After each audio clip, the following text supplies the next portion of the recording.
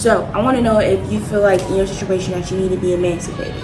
All right, you have ran away from home. You no longer have your parents' support because you no longer live with your parents. So I'm going to read this part from the book and let you know what it says, okay? Every state has some form of compulsory attendance law, but the ages during which students are required to be in school vary from state to state. For a list of ages for your state, please see Appendix B, okay?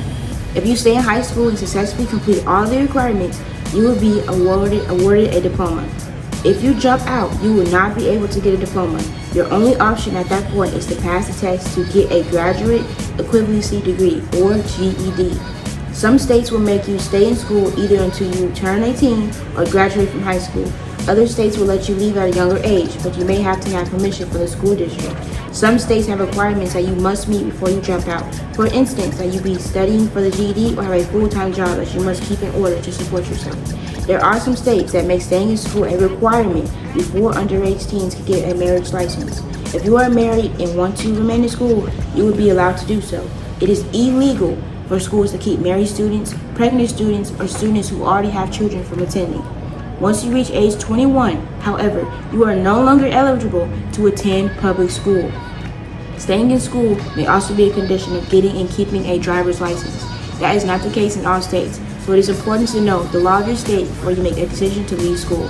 If you find yourself in trouble with the juvenile authorities, you will almost always be required as a condition of your probation to stay in school. If you are sent to a juvenile detention facility, you will still have to attend school. You will be taking if you were still in regular school. You may also have the option to get your GED while you are in the placement. If you get in trouble as an adult and you have not finished high school, many judges will make you get your GED as a condition of probation. If you plan on attending college, you will need to either have a high school diploma or a GED to meet the admission requirements of most colleges. Many employers will require that you have one or the other as well. So this is important to look at your laws in such a situation. So if you're considering leaving school, you need to make sure that your law of your state allows you to do that, okay? So how do you get emancipated? How do you get to where you can make those decisions for yourself? Becoming an adult. Each state determines the age at which children become adults. This is called the age of majority. In most states, the age is 18, but Alabama sets the age at 19 for single people and 18 for those who are married. Nebraska also has a slightly different rule. If you live in Pennsylvania, you may want to check your state laws carefully because their system is unique in many respects. The process of becoming a legal adult is called emancipation.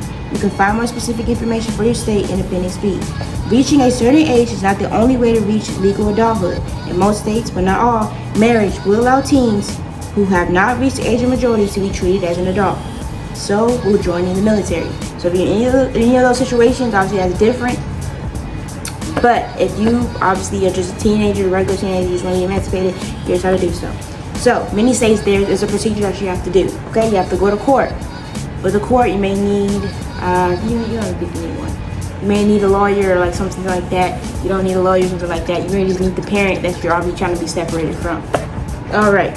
So, the ages vary from state to state, and so do the requirements. You will need to either look up the laws for your state or contact an attorney to help you with emancipated proceeding. Like I said, you don't need that case. Just kind of do your research. See if you need a lawyer. If you don't really know what's going on, if you have that money to do, just throw at it. But you just need the parent or whoever that really is already, whoever is taking care of you. You know what I'm saying? That was supposed to be taking care of you. So, in some states, your parents will have to consent. That's why I said do your research, but not in all of them. So, parents seeking to emancipate their kid, do your research on that. For the most part, in order for a minor to be emancipated, there will need to be a court order. Just because a minor lives apart from his or her parents and supports himself or herself does not mean he or she is legally emancipated. Furthermore, the minor's parents may still be liable for his or her support. Okay, they can be required to pay debts he or she incurs while she is living on her own. Once a judge signs an order emancipating a minor, the minor's parents are no longer responsible for the minor or the minor's expenses. In some states, there are some exceptions to this rule that relate to liability for automobile accidents. Those states have specific laws that either both the parent or one of the parents will sign the consent for the teenager to get his or her driver's license remain liable for driving-related damages caused by the teen. So, it's important because I don't even know if you're living alone, how you're able to get the apartment or wherever you live, if you have the signed paperwork that requires you to be 18. So regardless, you're going to need your parents' support. So if you do not have your parents' support, I would recommend some research down below in the description box. If that's even available, I don't even know. But we'll see. For you need to, if you can, to get that parent to come to court with you, or so at least give that consent to where you could be divorced from you. And depending on your situation, you may not need their consent. Like I said, it depends on the state that you're in. For example, like they said, Nebraska, certain things like that, it just depends on your age. How old are you doing this? Are you 14, 15, 17? But yeah. All right. So another reason why people may get out of school is because the rights that they have at the schoolhouse. With this book here, flyer book, education, you see Education Vacation by the Turtle Twins. It's a kid book, but the simpler the information, the better at any time you can. It just talks about how in school a teacher can't really give the student the best they can, educationally, mentally, all that stuff. You can't. There's a lot of laws that say you can't really teach what you want to teach and what the student needs to learn.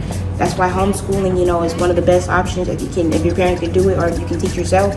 But that may not always be the case for some people. That's why getting the GED or something else may be the best option. But the rights you have in school, I just kind of want to give you a glimpse on them. They aren't, the school is your parent. The school is your parent.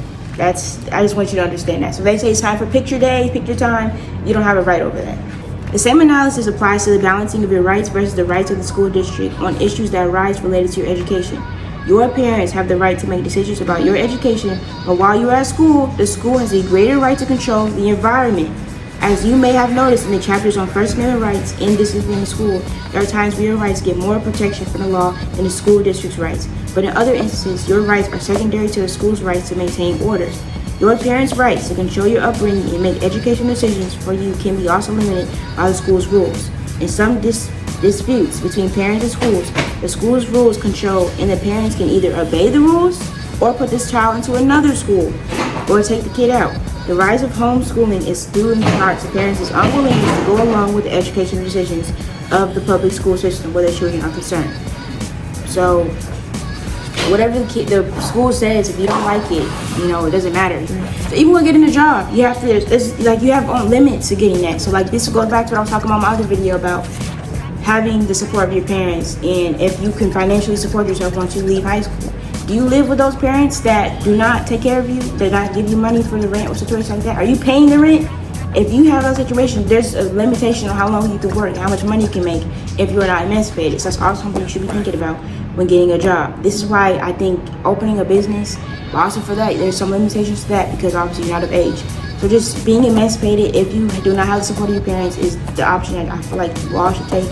If you can, if you can't, obviously we go from there. Getting your GED, go to your local adult education center, ask them questions, how do you get in, to let them, tell you all the stuff that you need to do, and if that's the option that you want to take, go for it. All right, so that's how you do it. The very first thing you should do is assess your situation, figure out this is the best thing for you, and take action. Thank you guys for watching this video.